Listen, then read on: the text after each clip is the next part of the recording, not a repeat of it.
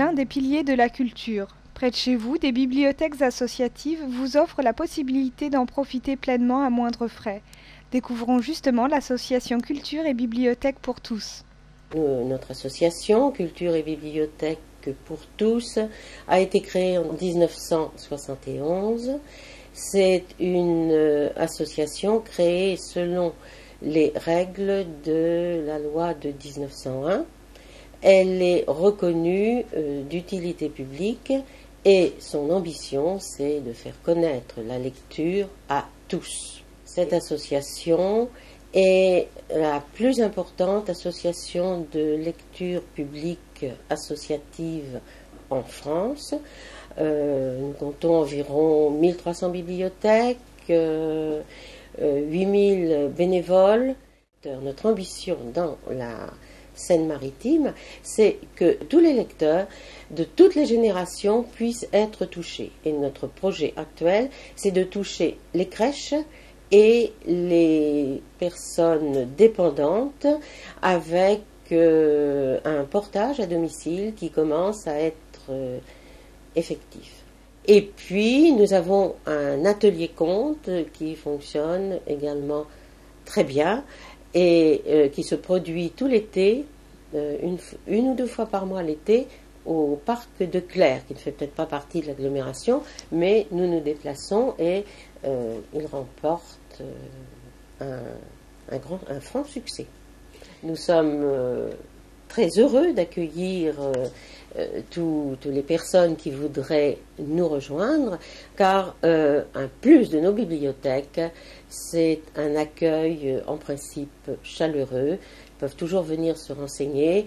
On a évidemment surtout des livres de détente, mais on a aussi des livres d'un bon niveau. Et quand on nous demande une recherche, on peut travailler avec d'autres bibliothèques parce que nous sommes un petit peu liés entre nous. Nous ne sommes pas vraiment séparés pour essayer de faire le maximum pour que les gens trouvent ici ce qui leur est utile. Donc on les accueille avec plaisir, qu'ils viennent se renseigner. Découvrons la bibliothèque de Bois-Guillaume. Dans la bibliothèque de Bois-Guillaume, on comptait au 31 décembre 391 familles inscrites, soit environ 800 lecteurs. Nous avons environ 18 000 livres, 2 tiers adultes, 1 tiers jeunes. Dans le 1 tiers jeune, il y a 1 tiers BD. Parce que les jeunes lisent beaucoup plus de BD maintenant, et beaucoup de contes pour les enfants aussi. Beaucoup de romans pour les adultes, et beaucoup de documentaires. On est à 2 tiers, 1 tiers aussi pratiquement, on fonctionne à ce niveau-là. Les lecteurs ont entre... C'est assez drôle, mais les gens nous inscrivent leurs enfants à la naissance, et donc ils ont de 0 à, je ne peux pas dire 77 ans, parce que notre plus vieux lecteur a 96 ans. Nous sommes ouverts tous les jours, tous les après-midi, nous sommes ouverts environ 1h30, 2h. Le mercredi, on est ouvert le mercredi matin et le jeudi matin. Le mercredi matin, il y a le quart d'heure de conte, c'est-à-dire que nous avons une bibliothécaire qui conte aux enfants une histoire, après les enfants peuvent dessiner. Ça permet aux mamans de laisser leurs enfants dans une petite pièce qui est aménagée pour eux, et elles de choisir des livres tranquillement. C'est le mercredi matin, un gros bazar dans la bibliothèque, bien gai, avec beaucoup d'enfants, c'est très très sympathique. Et les gens viennent ici pour se détendre. Très très souvent, les lecteurs nous disent « Ah ben on est bien ici, on ne partirait pas ». On a des lecteurs qui viennent, qui restent bien une demi-heure, 3/4 d'heure pour ne prendre qu'un livre. Mais notre but ici, c'est pas de vendre un livre, c'est de faire passer ce que l'on aime. Donc si l'on aime, on vend bien, quoi. Enfin, on donne bien. Je pense que c'est un peu notre définition. Hein. On met notre talent au service des autres. Alors, quand quelqu'un nous dit ça, on n'est pas du tout rétrograde. On ne dit pas qu'il ne faut pas utiliser Internet. On leur dit, allez chercher sur Internet le titre d'un livre, allez chercher une critique, mais rien ne vous remplacera le livre entre les mains, quand même. Parce que nous, on est amoureuses de nos livres. Donc, on ne peut pas dire aux gens, non, il faut garder qu'Internet. Nous, nos livres, c'est important. Toutes chez nous, toutes les bibliothécaires tels que nous sommes, nous avons beaucoup de livres. Nous n'en avons pas 18 000, mais nous en avons toutes plein nos étagères. On aime le livre. Donc obligatoirement, on le fait passer pour les lecteurs. Bon, Internet, c'est bien, mais quand on s'assoit avec un enfant dans une chambre pour lui lire son histoire le soir, Internet ne remplacera pas le livre. Les feuilles qu'on tournera avec notre enfant avant qu'il s'endorme. Enfin, je pense que ça nous semble évident pour tous. Ça. dans nos livres pour les jeunes et pour les adultes, nous avons des livres de psychologie et nous avons des mamans qui ont parfois des problèmes avec leurs enfants et qui sont contentes de trouver des livres qui ne répondra pas, parce qu'un livre ne correspond pas toujours à la solution, hein, mais qui les aidera à voir un petit peu plus clair. Nous avons alors ça, ce sont des livres qui sont pour les jeunes, mais pour les tout petits, nous avons toute une série de livres qui répondent aux questions des enfants, sur la maladie, sur la mort du grand-père, les parents qui divorcent, le petit frère qui arrive, enfin tout ça c'est très important. Et les mamans savent qu'elles peuvent le trouver ici. Et donc quand on a souvent des mamans qui attendent un second bébé, qui viennent, puis me disent qu'est-ce que vous avez pour que je prévienne mon enfant de ce qui va lui arriver dans sa vie, parce que c'est toujours pas évident pour eux.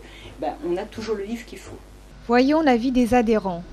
Eh bien, d'abord une diversité dans la lecture, un choix de livres important, des livres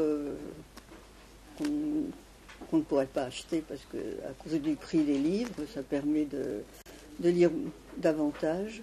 J'aime bien les livres qui apportent quelque chose, soit des livres d'histoire, soit des reportages sur une vie.